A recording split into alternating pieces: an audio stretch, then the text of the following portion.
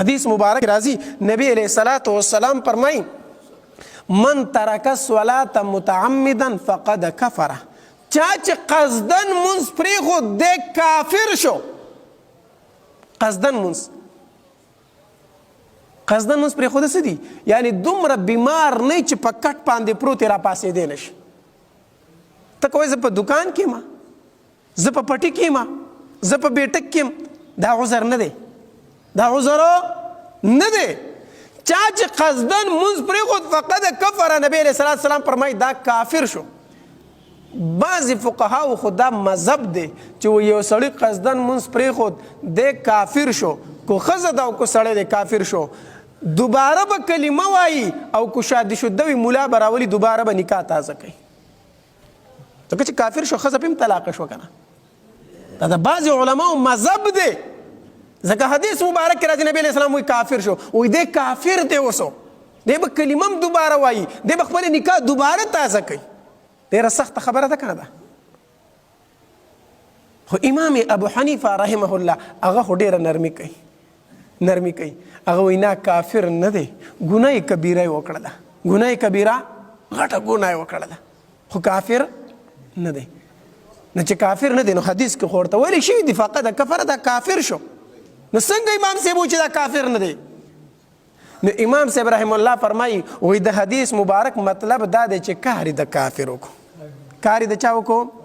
چې قصدن منځ یې پرېښودو، کار یې د کافر وکړو. دا د مسلمان کار نه دی.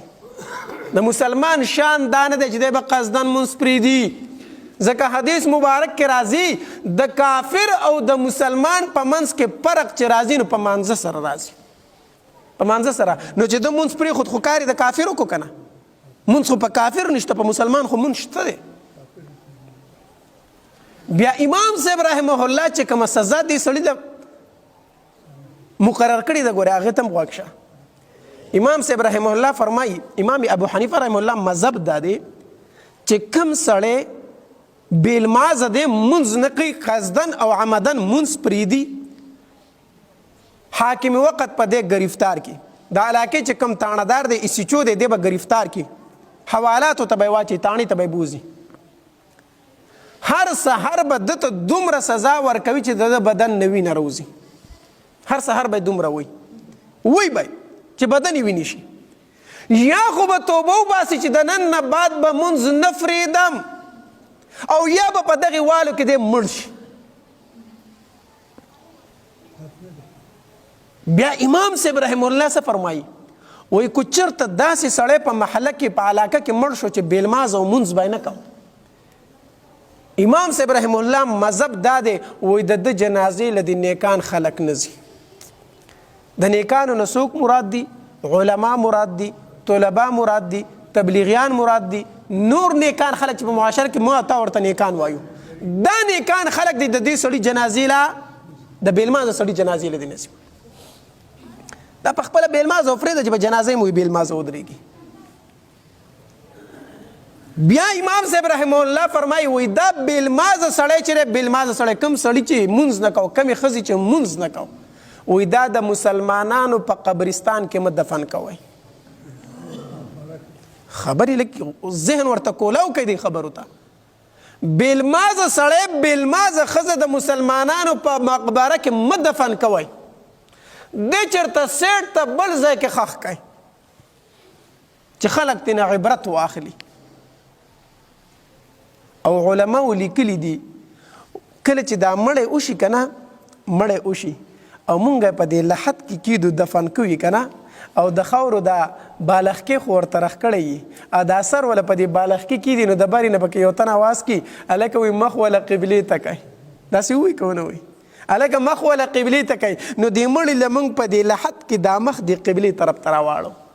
خو علماو لیکلي دي وایي ما او تا د بیلمازه سړي له مخ په قبله کو، ټیک شو، خو وایي په شرط سره د ده قبر اوس پړی د ده مخ به د قبلې نه اوړېدلی. د بیلمازه سړي، د بیلمازه ښځې قبر علماو لیکلي وایي په شرط سره یې وسپړی، وګورئ د ده مخ به د قبلې نه اوښتی وي. وایي ځکه چې د ده خوا له ړومبې فرشتې راشي که نه، نو ده دا مخ د قبلې نه واړی ړومبې. په ژوندانه دې قبلې ته نه مخ کو، اوس دې ولې مخ کړی دی؟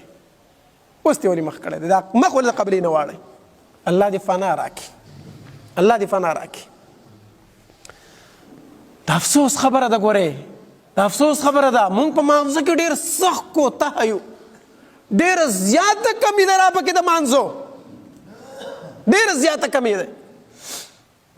جماعت خوشه پروت دی د مانځه په ټایم کې، دا جماعت په خیرې کوي، د الله دا کور خیرې کوي.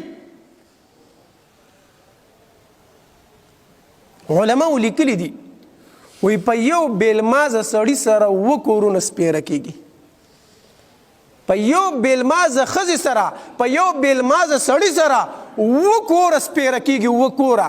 نو ستا په کور کې چې کومه بیلمازه سړی پاتې کېږي، بیلمازه زوی دې پاتې کېږي، بیلمازه ښځه پاتې کېږي، ستا دا کور به سپیری که نه بی؟ په دې کور کې به برکت راشي، په دې کور کې به خوشحالي راشي، په دې کور کې به اتفاق راشي. چې په کم کور کې بیلمازه سړی او ښځه پاتې کېږي. یاد وساتئ، مونږ مشران څه وایو؟ مونږ مشران وایو په خپله جومات ته راځو، هلک هغه زوی دې مونځ نه کوي، د ښځې خاوند دی، غټ سړی دی، د هغه قبر جدا او زما قبر جدا.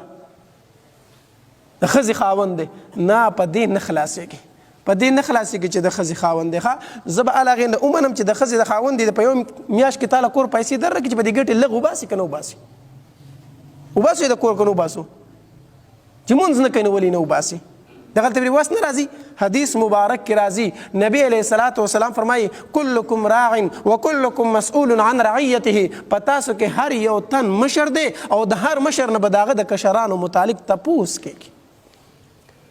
ته د کور مشر یې، د دې کور چې څومره نارینه دي څومره زنانه دي، د دې مشر نه به په ورځ د قیامت الله تپوس کوي.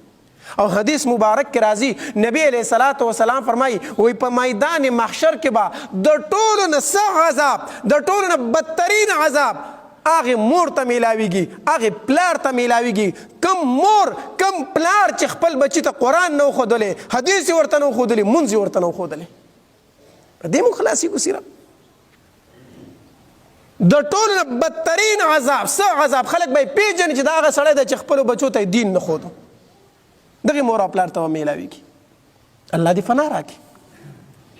دا داسې وړې خبرې نه دي، موږ ذمهوار یو د کور، موږ نه به تپوس کېږي. څومره بیلمازه دې کور کې دي، موږ نه به د دې تپوس کېږي. نو مونځ ډېره اهمه فریضه ده، مونځ ډېره اهمه فریضه ده. د الله دپاره چې د مونځ پابندی شروع کړو، خوشحالي به وي، سکون به وي، زړه ته ارام به وي، کور کې به برکت وي چې مونځ مونږ شروع کړو.